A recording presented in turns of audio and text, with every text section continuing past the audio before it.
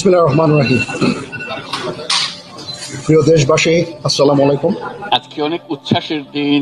যে বাঙালি এইভাবে বলে হাত নেড়ে ইন্ডিয়ার সঙ্গে ভালো সম্পর্ক রাখতে হবে, তার হাত কেটে দেওয়া উচিত। ইন্ডিয়াকে কোনো ছাড় দেওয়া হবে না। আমাদের মিলিটারিতে একটা কথা আছে। আর এইরকম একটা পরিস্থিতিতে ত্রিপুরা বাংলাদেশ সীমান্তে কড়া নিরাপত্তা, সেই ছবি সামনে আসছে। ত্রিপুরার আখাউড়া সীমান্ত, সেখানে সেনা মোতায়েন করা হয়েছে। ঢাকা থেকে লং মার্চ। এবার ভারতকে ঠেকাতে বাংলাদেশ সেনাবাহিনী সরাসরি মাঠে নেমে গেছেন এবং সেনাপ্রধান সরাসরি ঘোষণা দিয়েছেন যে কোনো ক্রমেই যদি বাংলাদেশের সীমান্তের মধ্যে কোনো বিএসএফ একটা গুলি ছুড়ে তাহলে বাংলাদেশ শত শত গুলি ছুড়বে এবং সেই প্রতিজ্ঞা করলেন মুসলমান রাষ্ট্র হিসাবে এবং মুসলমান এই বর্তমানে বাংলাদেশের সেনাবাহিনী হিসাবে তারা যে নাম উচ্চারণ করেছেন আপনারা শুনেছেন। তবে ভারতকে কখনো ভয় পাবেন না বাংলাদেশ সেনাবাহিনী, এমন মত বিনিময় করেছেন। এদিকে ডক্টর ইউনূস বলেছেন আজকের দিনটি খুবই আনন্দদায়ক একটা দিন। তার কারণ জানতে পারবেন এই ভিডিওর শেষ অংশে কেন ডক্টর ইউনূস এই কথা বলেছেন। ডক্টর ইউনূস আরও বলেছেন যে বাংলাদেশ আমার একটা গর্বিত রাষ্ট্র, বাংলাদেশের জনগণ খুব ভালো একটা মানুষ, তারা কখনো ইন্ডিয়ার মতো রাষ্ট্রকে আশ্রয় দিবেন না, এমন প্রতিশ্রুতি।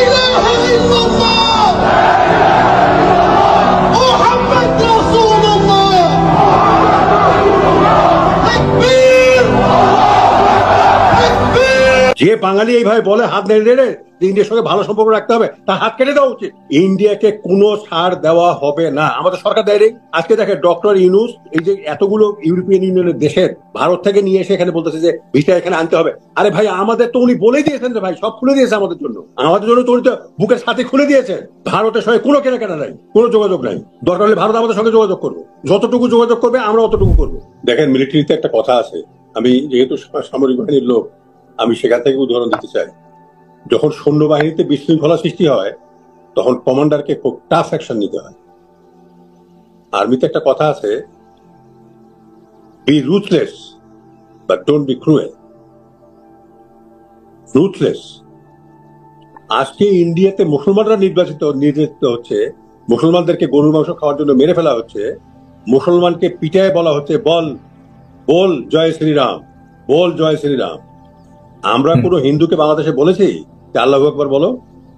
দাড়ি কেটে ফেলা, দাড়ি কাটতে বাধ্য। সেই ইন্ডিয়া কি করে কথা বলে বাংলাদেশে হিন্দু নির্যাতন হচ্ছে? হু দ্য হেল দে আর?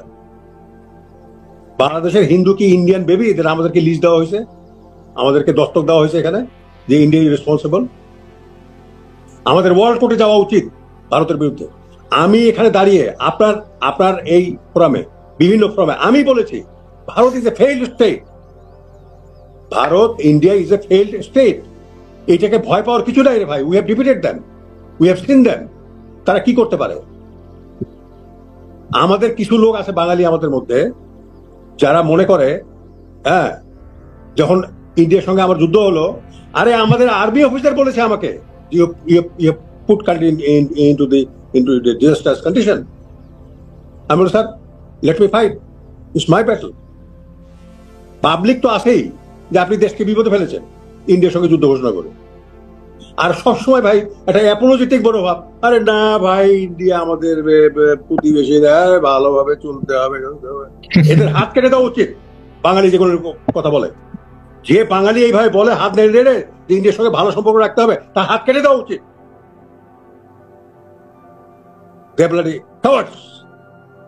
আমি বারবার এই কথা বলেছি, আমাদের মুসলমানকে নির্যাতন করা হচ্ছে। সাহেব, আমি প্রস্তাব রাখতে চাই আপনার এখানে, গভর্নমেন্ট যদি কিছু না করে আপনাদের অনেক কিছু করবার আছে। এই যে টকশোটা হচ্ছে, আপনি যতই কষ্ট হোক, যত টকশো ভারতের এগেস্টে হয়েছে, তার ন্যায় কথা আমরা বলেছি, ইংলিশে ডাবিং করে। আজকে অনেক উচ্ছ্বাসের দিন, অনেক ক্ষোভের দিন, অনেক ইমোশনসের দিন, সব আমরা একসঙ্গে সব প্রকাশ করছি। আমাদের উচ্ছ্বাসের জন্য একটা জোরে হাত তালি দিই,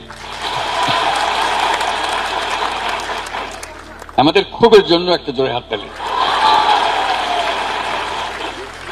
ইমোশনসের জন্য বটে জোরে হাত তালি। এগুলো আছে বলেই তো আমরা এখানে আছি। আমাদের যদি উচ্ছ্বাস না থাকতো, এই ক্ষোভ না থাকতো আমরা মানুষ হিসেবে কিভাবে চলতে পারতাম। এগুলো আছে, এগুলো আমরা যখন দরকার তখন প্রকাশ করব, যেখানে বড় দরকার সেখানে বড় করে প্রকাশ করব, এখানে আরো বড় দরকার আরো বড় করে প্রকাশ করব। সেই শক্তি যেন আমাদের থাকে, এই ইচ্ছা যেন আমাদের জোরদার থাকে সবসময়। আজকে আমার জন্য একটা ঐতিহাসিক দিন, তোমাদের সঙ্গে সাক্ষাৎ পাওয়ার একটা বড় সুযোগের দিন। তোমরা এই বাংলাদেশকে আজকে যে পর্যায়ে নিয়ে গেছো সেটা একটা ঐতিহাসিক ঘটনা। এই ঐতিহাসিক ঘটনা যারা নায়িকা তাদের জন্য একটা জোরে হাততালি দিই। আমি হালকা ভাবে বলছি না জিনিসটা, আসলে বাংলাদেশে যেটা হয়ে গেল এটার নজির পৃথিবীতে খুঁজে পাওয়া যাবে না। বহু অভ্যুত্থান হয়েছে, বহু রকমের হয়েছে, কিন্তু এইটা একেবারে সম্পূর্ণ ভিন্ন রকমের এবং তোমাদের নিজেদের হাতে গড়া একটা জিনিস।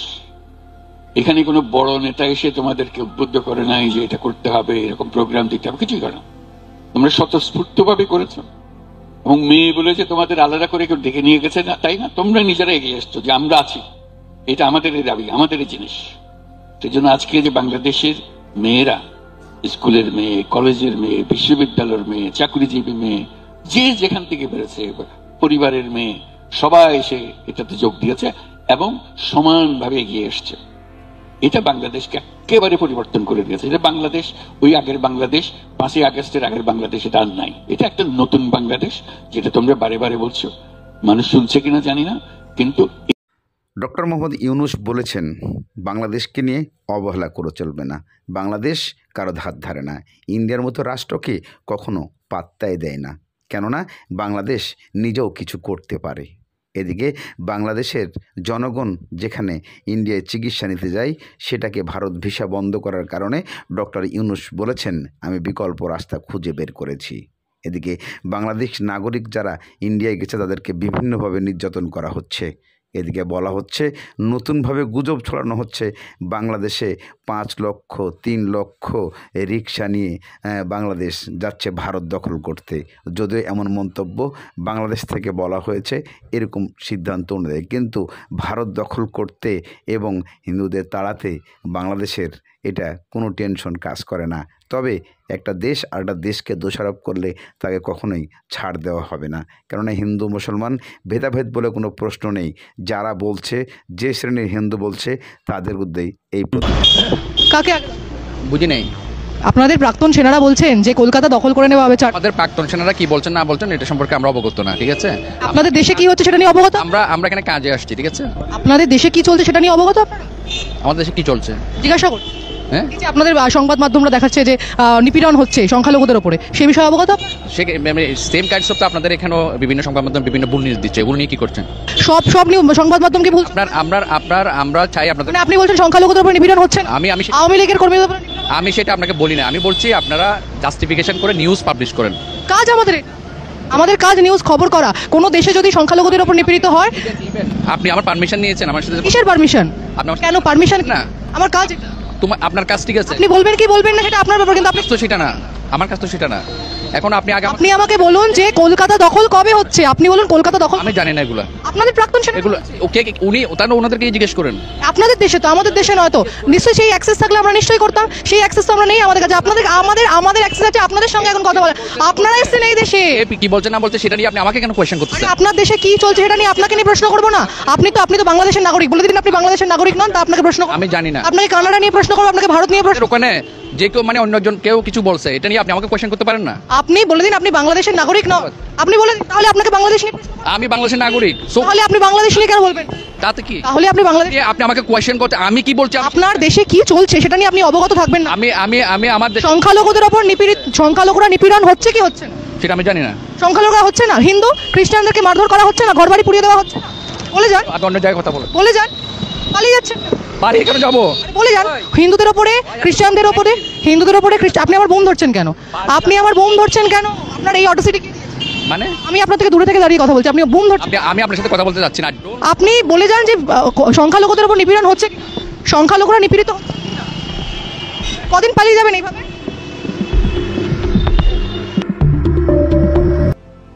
ঢাকা থেকে 3 লক্ষ হাতে টানা রিক্সা রওনা দিয়েছে কলকাতা দখল করার জন্য। এরা পাকিস্তানের পক্ষ নিয়েছিল 71 সালে, যখন ভারতীয় সেনারা বিএসএফ মার দিতে আরম্ভ করলো 93,000 রাজাকার অ্যারেস্ট হয়েছিল। ভারত, হিন্দুস্তান উদার শান্তিপ্রিয়, তারা ছেড়ে দিয়েছিল। এবারেও এরা ধরা পড়বে।